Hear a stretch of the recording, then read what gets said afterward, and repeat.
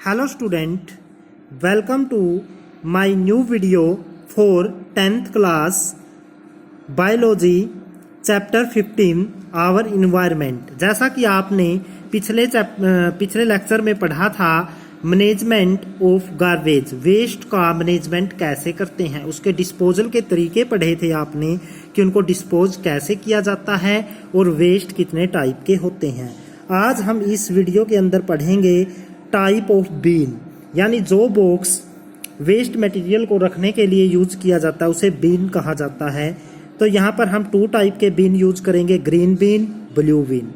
Green bean किसके लिए use होता है? फॉर बायोडिग्रेडेबल वेस्ट के लिए।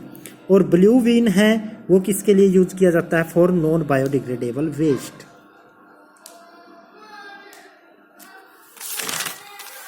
अब है next topic, story of cup. Cup की स्टोरी क्या है? जैसा कि आप देखते हैं, आप चाय की दुकान के पर जाते हैं चाय पीने के लिए, तो वहाँ पर आपको चाय दी जाती है। पहले क्या करते थे?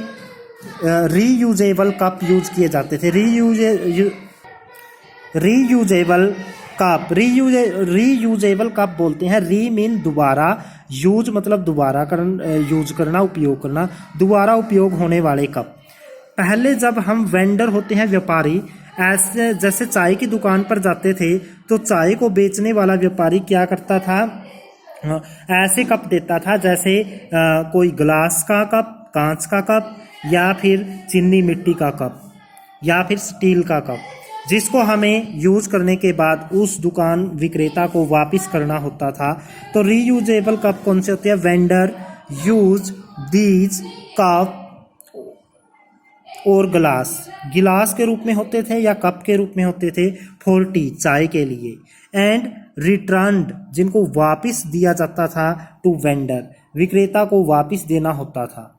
यानी कि ये प्लास्टिक के ग्लास के कप होते थे, या फिर स्टील वगैरह के, किसी मेटल के, या फिर चीनी मिट्टी के कप होते थे। इनको वापस करना पड़ता था विक्रेता को। अगर ये टूट जाते थे तो विक्रेता को हमें भुगतान करना पड़ता था, पैसे देने पड़ते थे।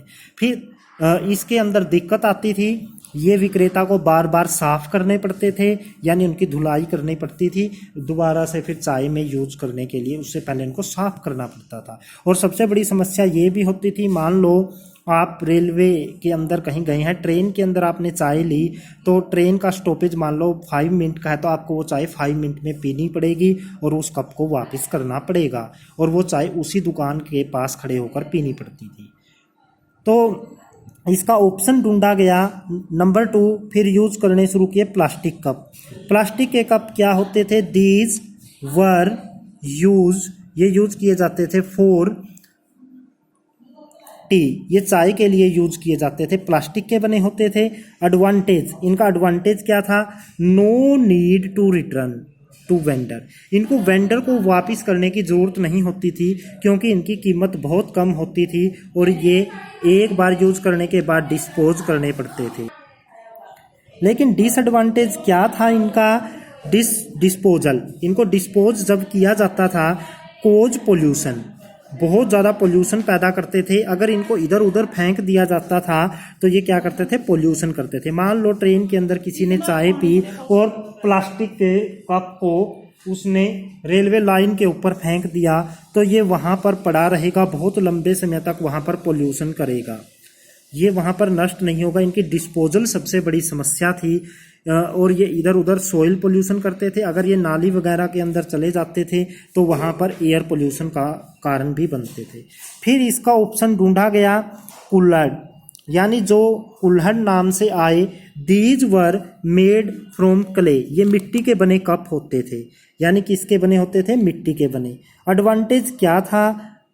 नो नीड टू रिटर्न, इनको लौटाने की जरूरत नहीं होती थी, इनको विक्रेता को वापस नहीं दिया जाता था।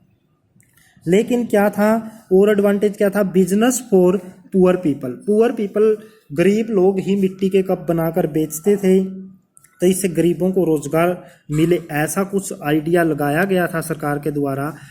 लेकिन कोई ज़रूरी नहीं है कि गरीब लोग ही इसको बनाकर बेचें, बड़ी बड़ी फैक्ट्रीज भी इनको बनाना शुरू कर दिया था। तो क्या थी, इनको लौटाने की ज़रूरत नहीं होती थी। जो कुल्हड़ थे ये क्या थे, एक बार यूज करने के बाद फेंक दिए जाते थे, इनको लोगों को वापस करने की ज़रूरत नहीं होती थी।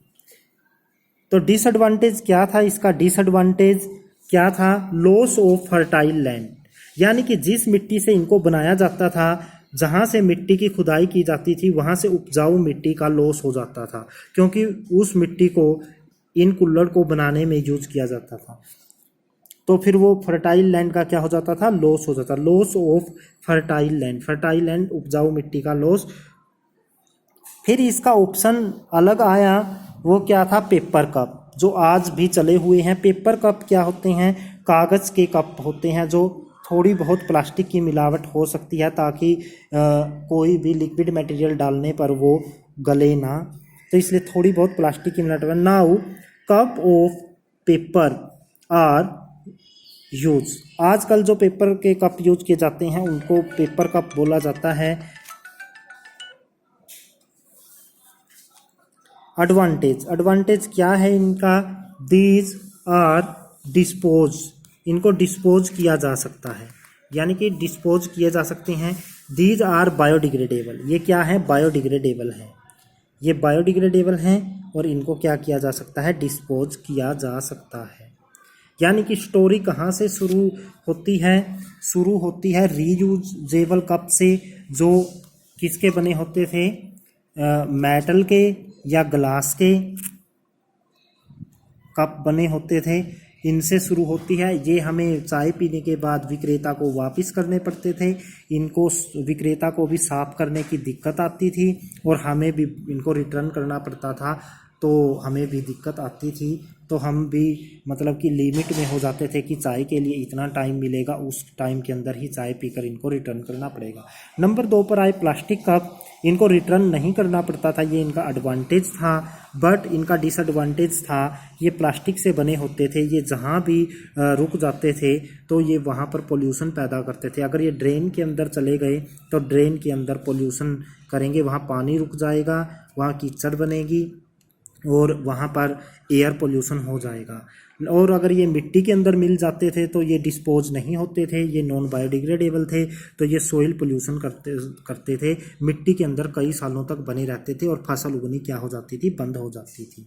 फिर उसके बाद आए कुल्हड़, जो मिट्टी के बने होते थे, इनको डिस्पोज करने में कोई समस्या नहीं आती थी, क्योंकि थोड़े से दिन के बाद अगर इनको फेंक दिया जाए तो ये मिट्टी में मिल जाते थे, ये इनका एडवांटेज था। लेकिन डिसएडवांटेज क्या था, जिस मिट्टी से ये बनाए जाते थे, जहाँ पर ये बनाए जाते वहाँ से फर्टाइल मिट्टी को यूज किया जाने लगा और मिट्टी का क्या हो गया, लॉस हो गया वहाँ पर। फिर इनके ऑप्शन में आए पेपर कप, पेपर कप को यूज किया जाने लगा।